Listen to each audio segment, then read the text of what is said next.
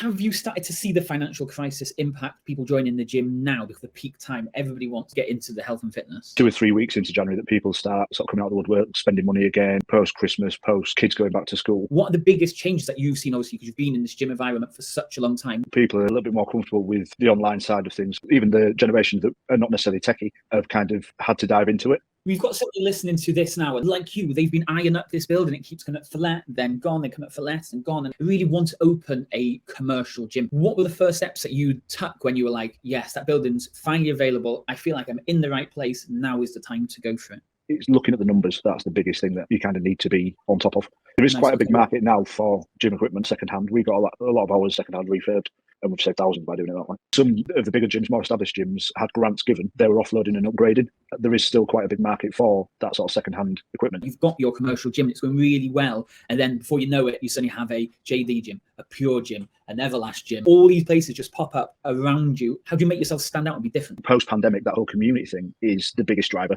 The whole idea of becoming part of something, and it's a members gym.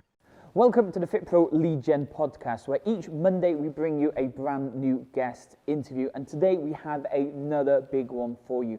But before we do dive into this week's guest interview, I just want to say a big thank you to LeadDeck for sponsoring these shows. LeadDeck is the all-in-one platform that helps you generate more leads and get more bookings. As usual, if you want to join in live with these guest interviews and ask questions to the guests themselves, then come and join us in the free Facebook group. In there, you'll be able to join in with these interviews and find a load more resources to help grow your fitness business. Anyway, enough of me talking. Let's dive into this week's guest interview.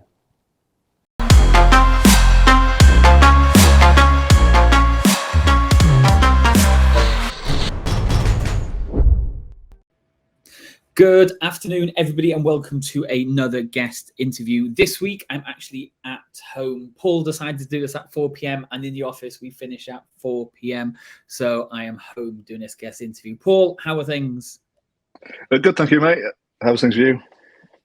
Going okay. It's going okay, although it's always seems to be raining here in Cardiff. It never not rains. It's the same here.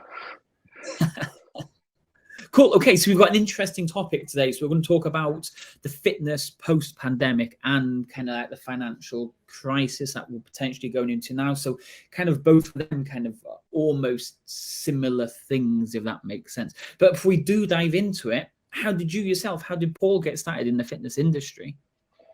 Well, it's back in 2004. I ended up actually getting a MVQ level 2 gym instructor qualification. So I was working on the job at the same time as getting my qualification. And then, I mean, back then it was advanced fitness instructor that I did. And then I progressed onto the PT from there. So I've worked in various different settings, small studio, started in a hotel gym, worked at the big chains, sort of Valentine's, Pure Gym. I had my own business that unfortunately didn't work out. And then I've just recently reopened or opened another gym with my wife last year, so post-pandemic. Nice. So tell me about this gym that you got, because obviously I know a little bit about your gym, but what is the gym for people that don't know who Paul is? We're based in Harrogate, so North Yorkshire, so it's quite an affluent area, which is good for us. We've got 6,500 square foot split between standard sort of gym space. We've got a studio for classes, and we've also got a small boxing area as well. Nice. Cool. Okay, so we've just come out of Christmas, moving into the brand new year. It's the 10th of January as we find it. Have you started to see the financial crisis impact people joining the gym now? Because now is usually like the peak time. Everybody wants to get health and fitness. Well, get into the health and fitness. For us personally, actually, I'm quite surprised. We've been busy. Past 2 weeks, we've had probably earlier than normal. Because I've tended to found over the years that it's more of a 2 or 3 weeks into January that people start sort of coming out of the woodwork, spending money again, post-Christmas, post sort of kids going back to school. But we've probably generated, like for like last year, more sales this year than we did last year. Nice. And what do you think the difference was between last year and this year then? Because obviously last year we were coming out of COVID and people weren't sure if we were going to dip back into it in January, where this January everyone's now wondering like, how big is my gas or electric bill going to be? What kind of is the difference in mindset, do you reckon? I think it is maybe a case of there's more, I suppose, less worry in fact with regards to sort of going back to a lockdown or that type of thing. I think the biggest financial impact will be on sort of personal training and the more expensive options, purely on that basis that people are sort of struggling money wise. But general day-to-day gym memberships seems to be sort of holding out pretty good. Nice. Okay. So like we were saying, you'd had that one fitness business and you've just reopened this gym now, coming in. What was it last year? You said you opened the gym, correct? Yeah. It was 2021. So yeah, last year. So what was kind of the year thought before, of, sorry. What was the thought then of kind of coming out of that lockdown and kind of knowing that there could be a recession on the cards? What was the kind of inspiration behind, you know what? Doesn't matter, like we've just been through one terrible thing, I'm potentially heading into another thing, I can still make this happen? It was kind of right time, right place for me, really. I was working at Pure Gym during the first lockdown, so 2020. And coming out of that lockdown, it was kind of a chance to reassess my business. I was working hours on the gym floor. So I ended up going to a small studio to just do personal training and run a couple of classes. And the guy that had the studio where we are now, his model was about classes and group X. So he'd been hit particularly hard with COVID because obviously there was all the distancing regulations. He'd gone from classes of 25, 30 people down to sort of 10 or 12 just because of the whole 2 meter distance. And I ended up having a conversation with him just off the cuff about the space and utilising it for my own, like creating my own little studio within the space. And I think he'd taken its toll and he basically said he'd happily give the whole space up. Which is sad to see a business fail, but in some respects it was a great opportunity for us. Yeah, and I think that's a big thing for most people as well. Like, if you search too hard, you might never find the thing that you're looking for, and when you stop looking, it often just appears out of nowhere. Yeah, I must admit, sort of 3 years prior to that, I'd seen the space up for let. I even called about it, and it was already under offer. So it's almost like it was meant to be, but just a few years later.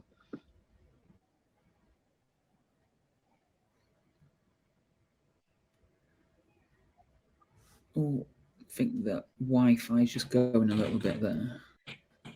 Can you still hear me okay? Yeah. Absolutely.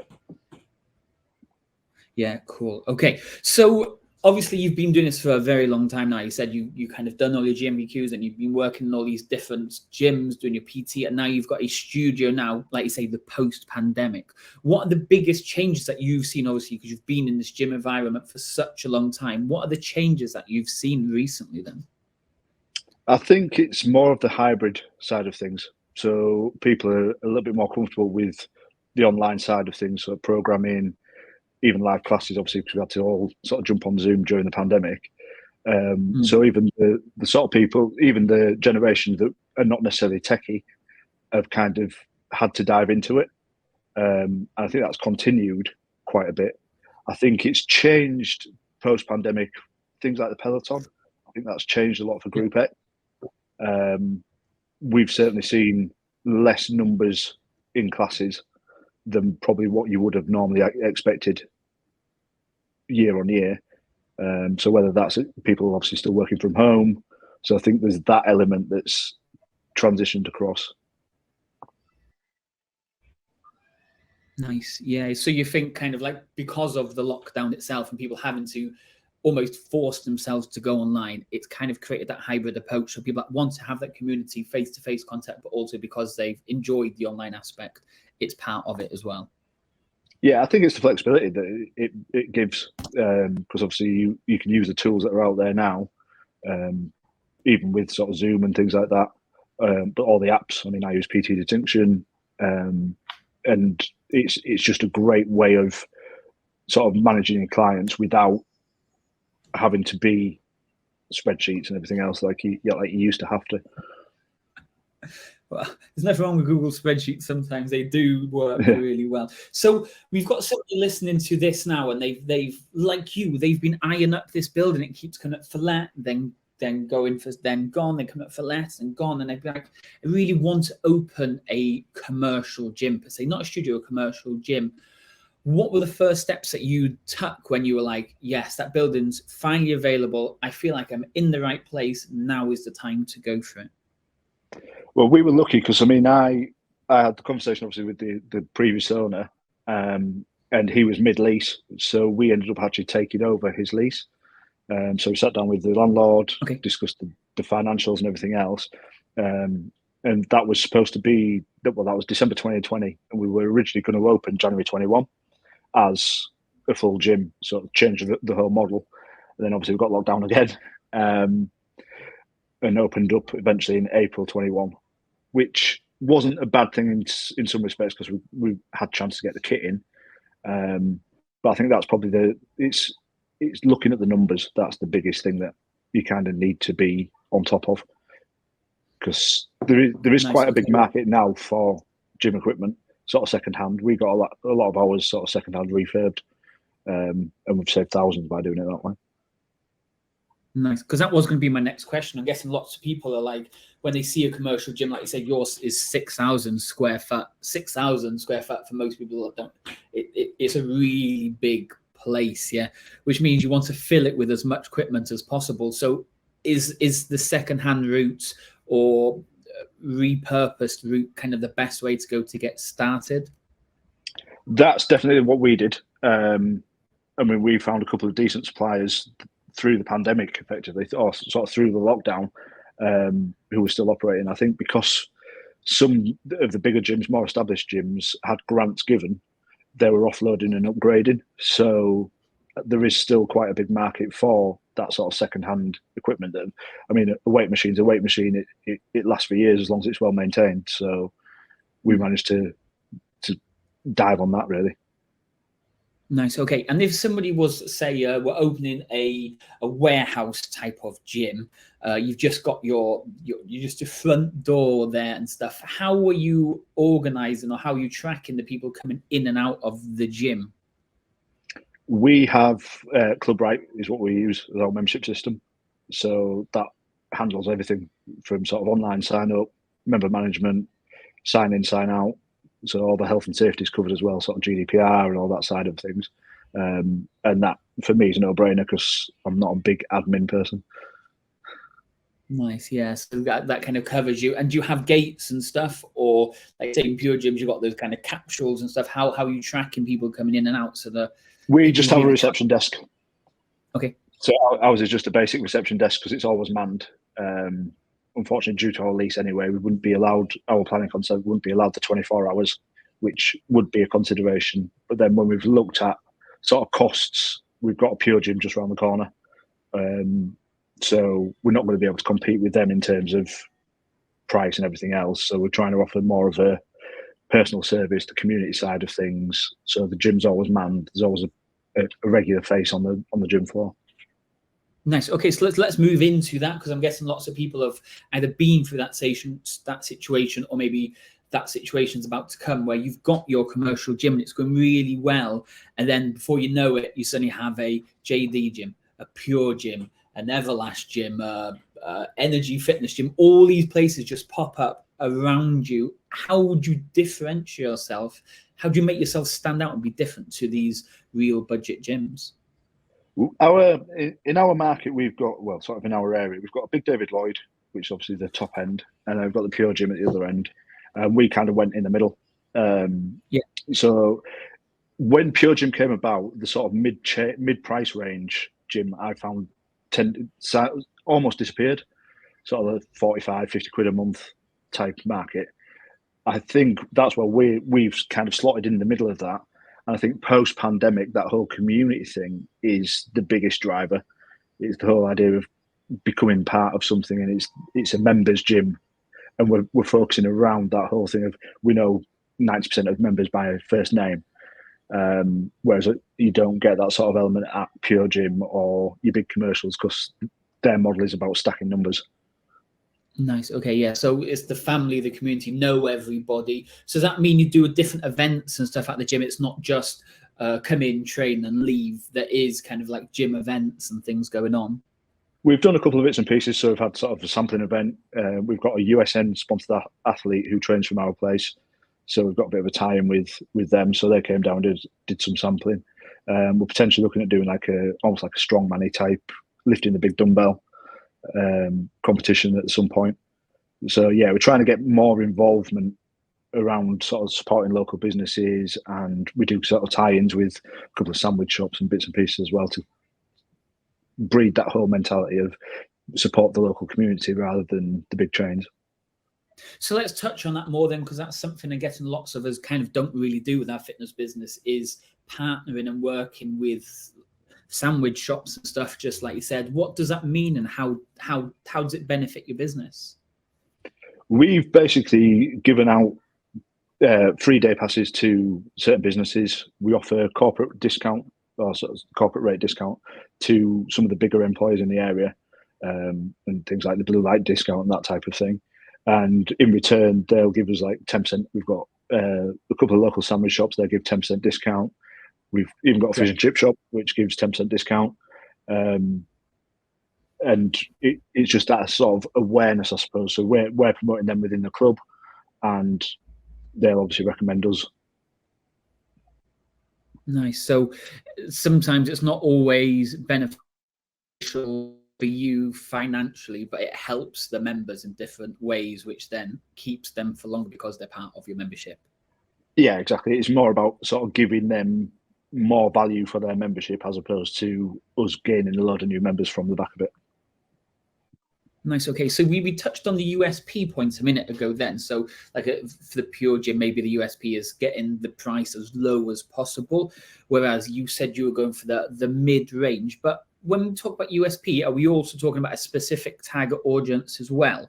We're working just with strong men or bodybuilders, like you said, or does your USP cover every kind of fitness need and want? We based it around sort of the couples market. So we do over 100 classes a month, which tend to be more female. And then the gym side is obviously more male dominated. And in terms of equipment wise, we're trying to find other pieces of kit that other gyms in the area don't have. So more specialist bits and pieces, like e-plate loaded bits and pieces, even just different machines that you wouldn't see in your standard commercial, because we're trying to fill that niche of it's everyone that sort of trains at our gym are more interested in training as opposed to just getting a membership for the sake of having a membership. No, that makes sense. That, yeah. So like equipment Pure Gym just wouldn't have, because it doesn't fit everybody. Okay, so we talked about when people come in, they go past reception to sign in. How important would you consider a reception, a cafe, maybe a smoothie bar, maybe a relaxation area and all that type of stuff is? Or is that just extra gimmicks and extra expense that we don't need? We trialed a coffee bar. Unfortunately, it didn't really work, but it was our area is literally the next sort of street along has about 3 or 4 coffee shops. So the people weren't going to go to us for a coffee as opposed to just walking down the road to an actual cafe. But we do quite a lot of good trade on secondary spend. So we've got a vending machine with products. We sell supplements. We've got our own clothing range. And we use that as a good margin within the reception area. Nice. Okay. So let's talk about like the secondary market then, additional income. So we've obviously got gym memberships, but where else does the money come in? Do you have masseurs come in? Do you have sports therapists come in? Do you have, like you say, you mentioned the vending machine. What other secondary incomes is there? We've got a physio who rents a room off us. So he's on site 5 days a week. And that same room is also sublet to a sports massage therapist 1 day a week. So that's an income. And then we have some external PTs as well who rent the space from us. We've got a couple that do sort of monthly payments and have unlimited use. And then we've got others who literally just pay per session. Nice. Okay. So before we dive into your additional stuff that you do, your second business, how do you see the financial crisis going moving forward now? So obviously Christmas has been and gone. The new year's just started. Everyone's starting to realize how much money they might have spent a little bit too much over Christmas. Do you see much change in things slowing down, or do you see people coming back to the gym naturally and wanting help themselves? I think it's how you position yourself. I mean, I'm a big believer that the gym realistically is a low price for what you can get from it, in terms of you can visit it 3-4 times a week for 40 quid a month. Whereas if you were going out to the pub, you'd spend that in one night. It's more a case of trying to position yourself so that you are beneficial to the people, so they can see it as it's not just an added cost, it's something that's a non-negotiable. Yeah. No, that makes total sense. Okay, so your secondary business then, so as well as running the gym and all the other stuff, you have another business as well. What is that? I do websites and graphic design with a specialist in the fitness area. I did graphic design at college before I got into the fitness, and then kind of fell into doing a bit of design work in the downtime from PT. So instead of early mornings and evenings, I was doing through the day. I was doing more sort of desk work, I suppose, purely on the basis that a lot of PTs that I've come across over the years aren't particularly techie and don't enjoy that side of things, and they'd rather just pay someone to have it done for them rather than try and battle with it themselves. No, that makes total sense. So if we're looking at the branding and design and all that type of stuff, how important is that to ensure that people are turning up to your fitness business during this financial crisis? I think nowadays having a website in particular is not necessarily even from the fact that you're going to drive a load of leads there. It's more the fact that it gives you that congruency of presence, and if people are looking in the area, obviously they're going to click on your website, but also it just gives that bit more professionalism. If you have like an actual proper business name, a business email attached to a logo, even if it's just on a business card, it doesn't even have to have a full website behind it. You can just have a landing page or whatever it is. But I think it just almost cements your business as it's the real deal. It's not just a one-man band fly-by night. Yeah, that makes total sense. Like you say, a professional business email address really does make you stand out compared to the typical Gmails and stuff. So then you mentioned a one-page website over a full website. If we're just getting started, or maybe we've been going for a long time, do we really need a full-on 27-page website, or can just a single page do everything we need it to do? I think the biggest question is depending on what the business is and what you're expecting the website to give you. If it is more a case of it's a bit of a landing page to capture people's details, get them on a call, and you sell your services sort of face-to-face through a consult, then a one-pager will do absolutely fine. If you're trying to, I suppose, sell on the website at the same time, then having a bit more information up there, sort of landing pages, sales pages, downloads, all the rest of it that goes with it, I think that can certainly benefit in the longer term. Nice. Okay, so I've got 3 questions I want to ask you now then. These questions are going to be helping us promote the podcast as we're checking it out there. So I kind of just need your first real answer straight away to what you think, what you believe the correct answer is. So the first one is going to be, what's been the best way for you to generate leads for a commercial gym? Commercial gym was being on the gym floor, classes, just presence on the gym floor, talking to people. So going around, chatting to people and introducing yourself type of thing. Yeah, just showing your expertise, giving tips, and obviously in a subtle way, not diving in and saying you're doing this completely wrong, but just saying, giving the little adjustments, and then striking a conversation about what their goals are, if you can help them, all the rest of it. Nice. Okay, so question 2. What has been the best front-end offer you've had as a commercial gym owner? Our offer at the minute is first month half price. So we're giving a discounted rate on the first month, but we'll sign them up to a direct debit. So there's a 2-month minimum term. And that over this, we've literally started that at the beginning of the year. And that's been our biggest sales driver at the same time. So the hook, the offer is come and start your first month with us for just 50%. Yeah, and that applies to both the single and the joint membership. Nice. Okay, so the last question then on this. what has been the best strategy you've used as a commercial gym owner to keep clients for the long term? Because obviously you said they pay monthly contracts with you. How are you able to keep clients for a year, 2 years, 3 years?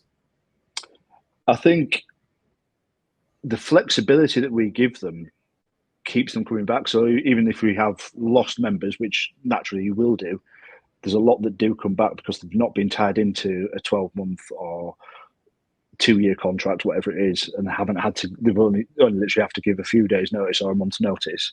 They don't have to give 3 months. And we're pretty flexible in that sense, because I think with everything going on with the pandemic, with the financial crisis, it's that uncertainty that people don't want to tie themselves down. So I think that's probably been our biggest retention tool in some respects, is just, as daft as it sounds, almost not tying them into the business. Oh, I think the internet's going again a little bit there.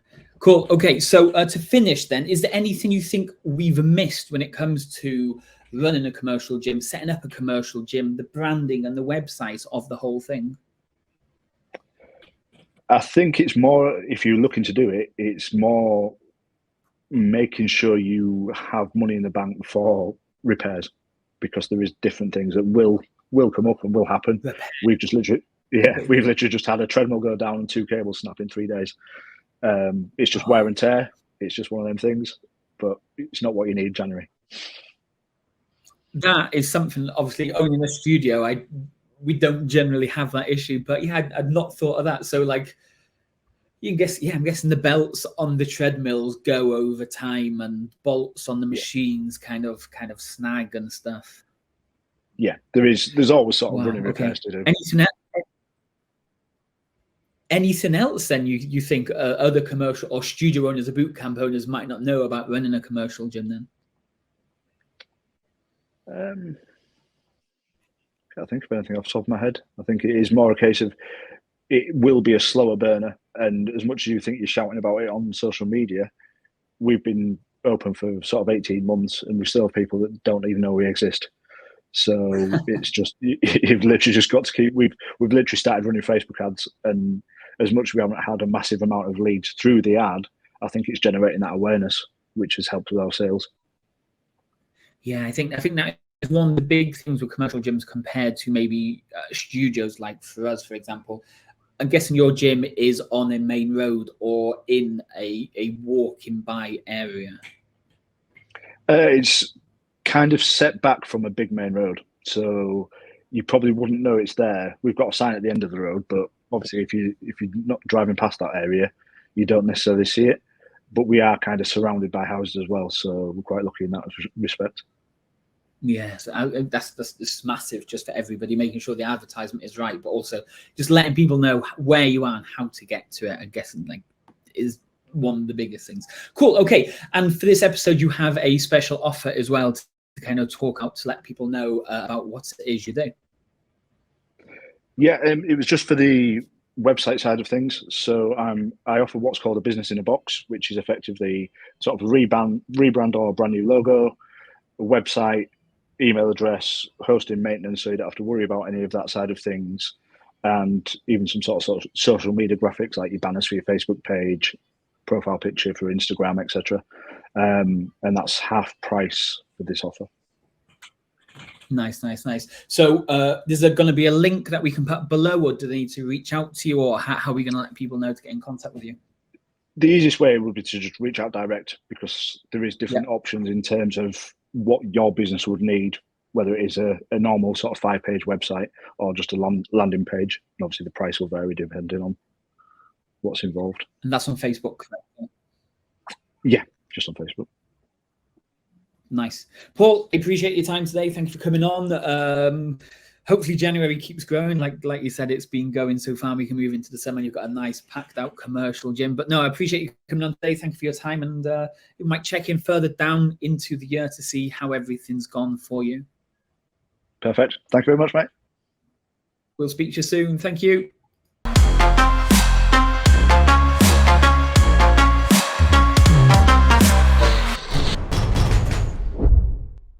Thanks for joining us this week on another guest interview. Each and every Monday, we try and bring you a brand new guest interview to help you grow and scale your fitness business.